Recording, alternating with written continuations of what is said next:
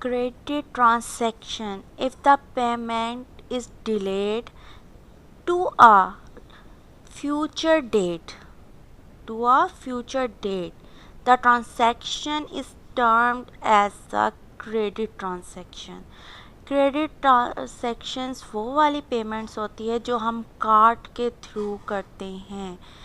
जैसे हम किसी बड़े मॉल पे जाते हैं, पैकेजेस मॉल में चले जाएं, या आजकल इतने मॉल्स बन गए हैं वहाँ पर हम एक साथ इतनी चीज़ें ख़रीद लेते हैं, ठीक है। हमारे पास उस वक्त फ़ौरन पैसे नहीं है, हमारे पास कैश नहीं है उस वक्त कि हम फ़ौरन पे कर सकें, तो हम क्या करते हैं, उन्हें कार्ड दे देते हैं, अपना क्रेडिट कार्ड पे हम उसे इशू करवा लेते हैं, वो हमारे क्रेडिट कार्ड में से ही पैसे ले लेते हैं। तो यानी वो थोड़ी सी डिले हो जाती है पेमेंट होते हुए। तो जो पेमेंट थोड़ी सी डिले होके फ्यूचर डेट पे की जाए उसे कहते हैं क्रेडिट ट्रांजैक्शंस।